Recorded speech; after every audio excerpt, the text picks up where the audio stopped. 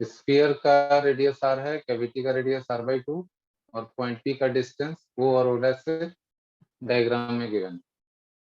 तो point P पे net g की वैल्यू क्या होगी after removal of the cavity, जो बच गया हिस्सा उसकी वजह से कितना होगा एक्सेलरेशन ड्यू टू ग्रेविटी, वो पता कर।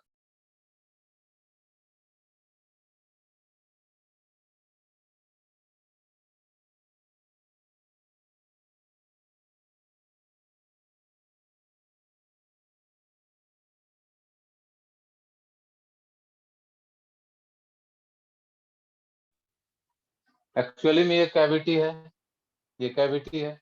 अगर आपको जी चाहिए at point P and O dash same point है, तो सुपरपोजिशन प्रिंसिपल कह रहे हैं पहले मान लिया जाए कि एक कैविटी नहीं है, ओ और ओ डैश के बीच में डिस्टेंस है r/2। तो पहले पॉइंट पी पे या ओ डैश पे पूरे स्फीयर का जी निकाल लेंगे, जो होगा टुवर्ड्स ओ। जी का डायरेक्शन होगा टुवर्ड्स द सेंटर, ओ की तरफ। एंड उसके बाद इस छोटे से स्फीयर का जो कैविटी है उसके चलते इसके अपने ही सेंटर पे पॉइंट पी उसका अपना सेंटर है, वहां पे जी निकाल लेंगे और सब्ट्रैक्ट कर देंगे, तो इफेक्टिव जो स्ट्रक्चर बचा उसका आ जाएगा। मतलब पहले बिना कैविटी का निकाला जी, फिर सिर्फ कैविटी की वजह से निकाला और सब्ट्रैक्ट कर दिया। आप सबको मालूम है कि स्फीयर में इनसाइड पॉइंट पे जो जी का फॉर्मूला है GmR/r³ होता है। सॉलिड स्फीयर के लिए हम लोग कैलकुलेट कर चुके हैं, जी का फॉर्मूला GmR/r³ होता है for r less than equal to r। G equal 0 हो जाता है एट द सेंटर, अर्थ के सेंटर पे जी का वैल्यू 0।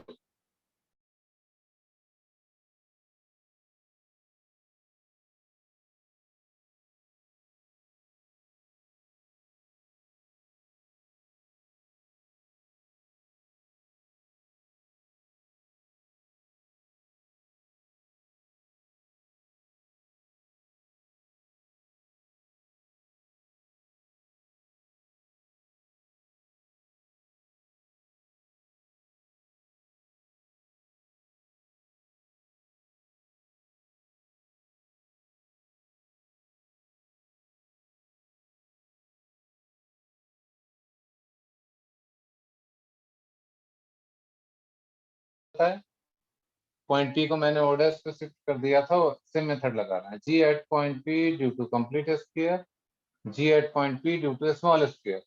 अब आप ये देखिए पूरा बड़ा वाला स्फीयर बिना कैविटी का, यहाँ पे जो ग्रेविटी प्रोड्यूस करेगा वो होगा डायरेक्टेड टुवर्ड्स द सेंटर। फिर कैविटी जो यहाँ पे जी प्रोड्यूस करेगा एक्सेलरेशन ड्यू टू ग्रेविटी, वो होगा इसके सेंटर की तरफ, ऐसे होगा।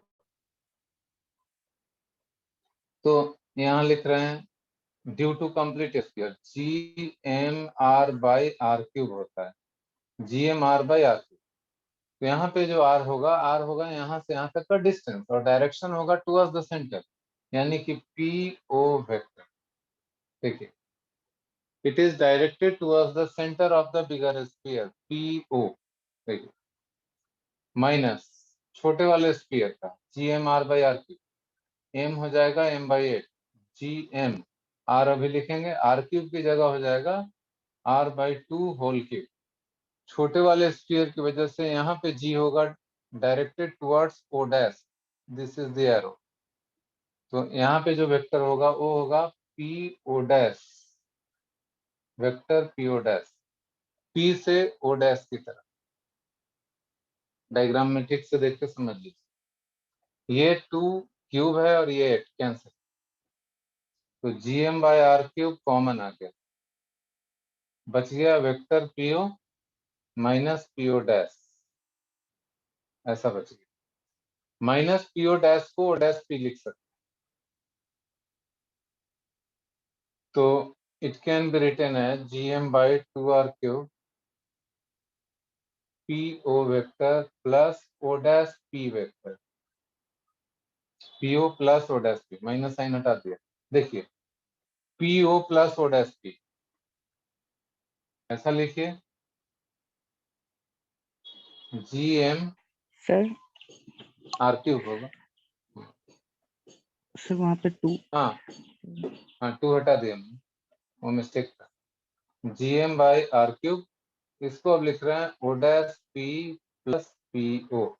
अब डायग्राम में सब लोग ध्यान दीजिए, O डैश P यहाँ से यहाँ, अब PO ट्रायंगल लॉ से इसको क्या लिखा जा सकता है, इस ट्रायंगल पे फोकस करिए सभी लोग।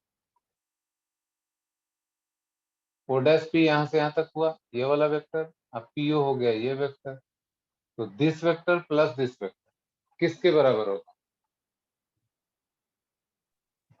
ट्रायंगल लॉ लगाया जाए तो O dash O dash right, O dash P plus PO vector, जैसा आप लोग बोल रहे हैं, क्या बोल रहे हैं फिर से बोलिए?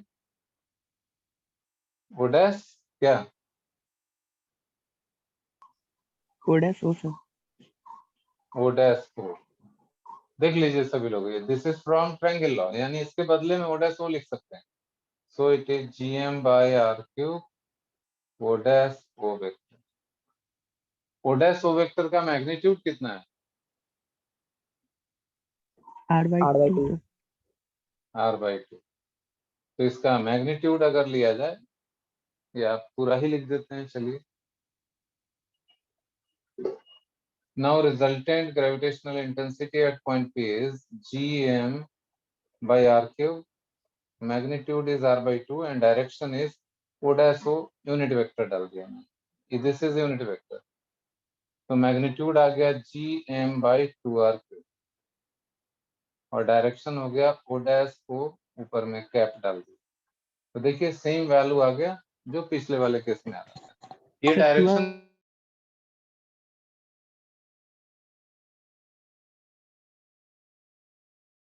तो इस तरह का क्वेश्चन जब भी आए तो आप अपने खुद से शिफ्ट कर सकते हैं पॉइंट को और कैलकुलेट।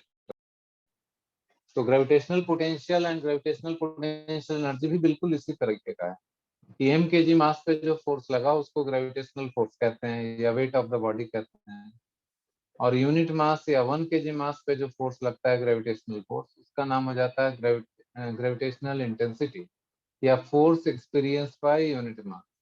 ग्रेविटेशनल पोटेंशियल बिल्कुल वैसा ही है, ग्रेविटेशनल पोटेंशियल यूनिट मास के लिए डिफाइन करते हैं और gravitational potential energy given mass के लिए डिफाइन करते हैं। तो दोनों को पहले समझ लेते हैं। यहाँ पे मैं एक लाइन में समझा रहा हूँ आपको। ग्रेविटेशनल पोटेंशियल एनर्जी का मतलब हुआ work done by earth when mass m is displaced slowly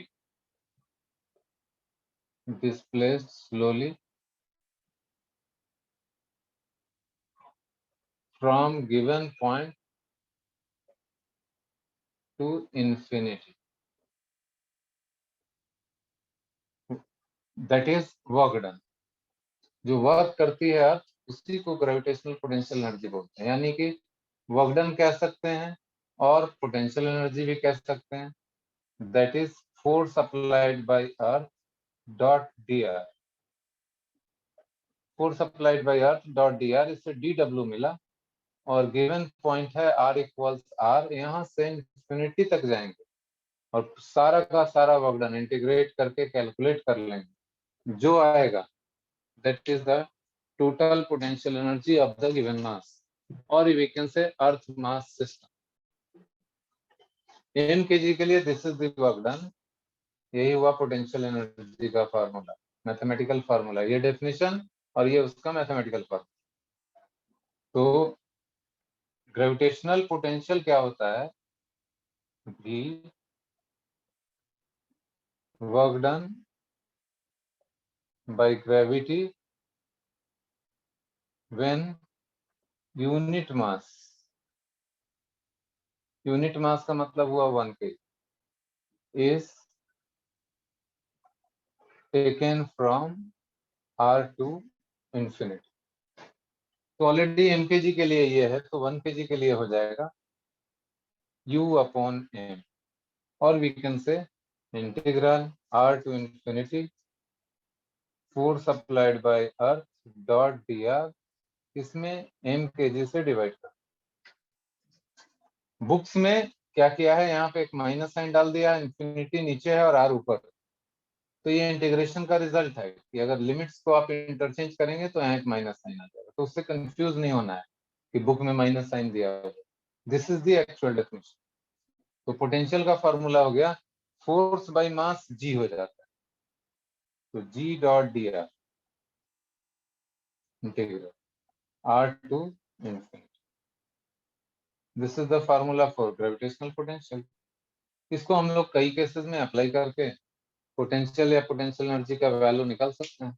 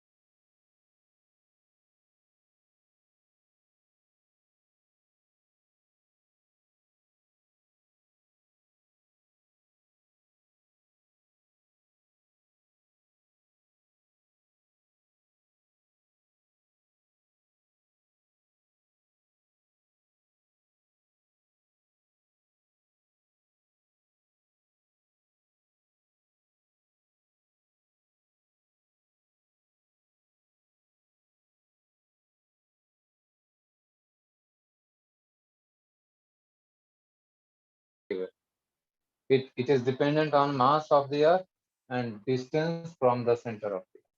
ये दो चीज पे डिपेंड करता है। डायग्राम में आप लोग देख सकते हैं मास m को शिफ्ट कर दिया गया inside the earth at a distance r from the centre of the अर्थ। और अब यहाँ पे हमें ग्रेविटेशनल पोटेंशियल एनर्जी और ग्रेविटेशनल पोटेंशियल दोनों पता कर।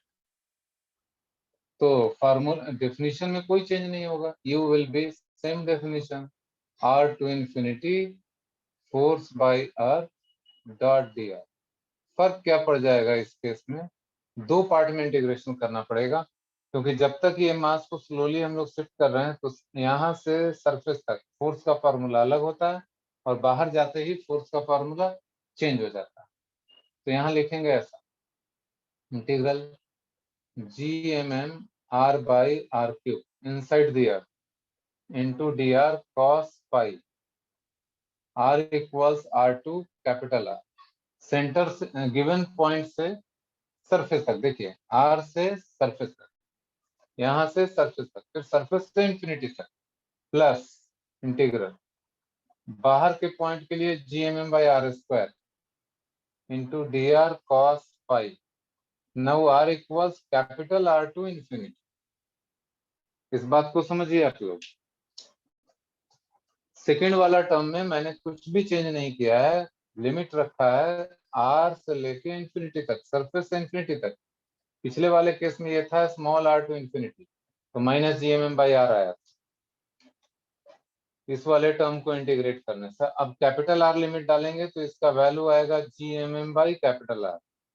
From last answer I am telling, ये स्मॉल r से इंफिनिटी था, फॉर्मूला यही था, आंसर आया था माइनस GMM/स्मॉल r। क्योंकि यहाँ लोअर लिमिट कैपिटल R है तो माइनस GMM/कैपिटल R आएगा इसका वैल्यू, यानी इसका वैल्यू हम लोग को पहले से पता है। अब इसको सिंप्लीफाई करना, तो ये हो जाएगा, फर्स्ट वाले टर्म को सिर्फ सिंप्लीफाई करने की जरूरत है, तो माइनस GMM/r³ और r/dr का इंटीग्रल हो गया r²/2 और लिमिट हो गया r टू कैपिटल R, और इस पोर्शन का वैल्यू हो गया माइनस GMM/r। सब लोग इस पे ध्यान दीजिए, मैंने क्या किया, GMM और cos phi बाहर कर दिया r³, r/dr का इंटीग्रल r²/2 और ये लिमिट डालना है। उसके बाद इसका एलसीएम लेके सिंप्लीफाई करके वैल्यू। इनसाइड पॉइंट के लिए पोटेंशियल एनर्जी का फार्मूला इतना लंबा चौड़ा है, पोटेंशियल और पोटेंशियल एनर्जी का फार्मूला लंबा होता है, याद रखना थोड़ा मुश्किल है, लेकिन थोड़ी कोशिश करेंगे तो ये भी याद हो जाए। This is gravitational potential. पिछला वाला केस 1 में या 2 में, किसी केस में r इक्वल्स r रख के सरफेस पे आप निकाल सकते हैं value, potential at the surface, r equals r eight the surface. तो स्मॉल r की जगह कैपिटल R करेंगे तो 3r² माइनस r², 2r² हो जाएगा और 2r² यहाँ से कैंसिल हो जाएगा और आंसर आ जाएगा minus GMM/r only. Reason is कि इस मास को अगर सरफेस पे रखेंगे तो अर्थ का सारा मास सेंटर पे माना जाएगा, तो इस तरह का केस हो जाए।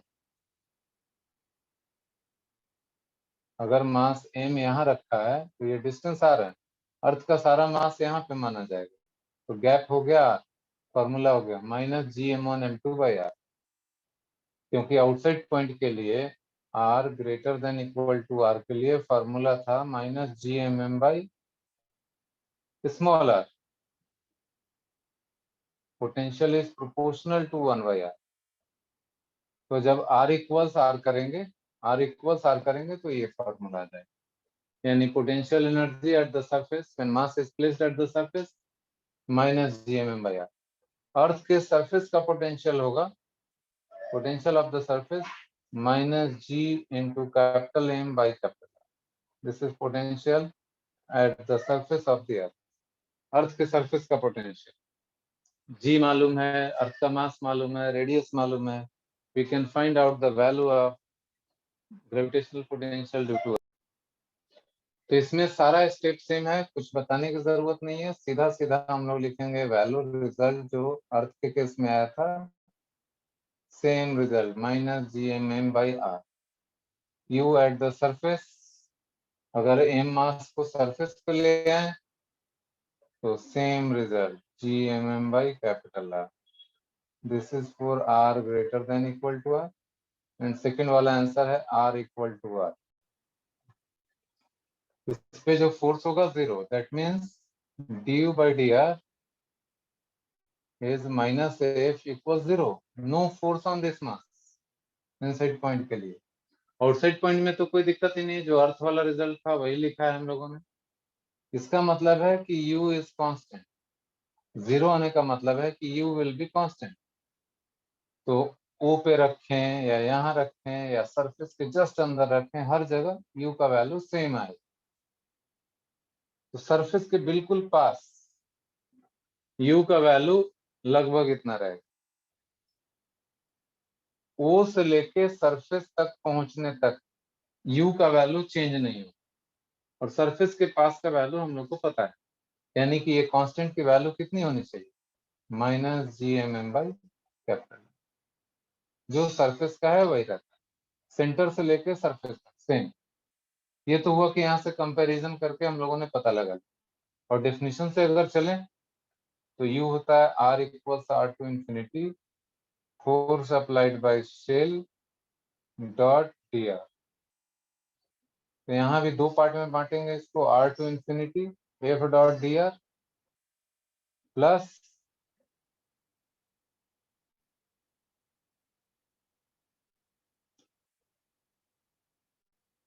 यहाँ क्या करेंगे, r = r to surface and then r = surface to infinity।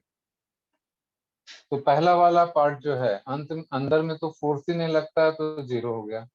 Second वाला पार्ट यहाँ जो है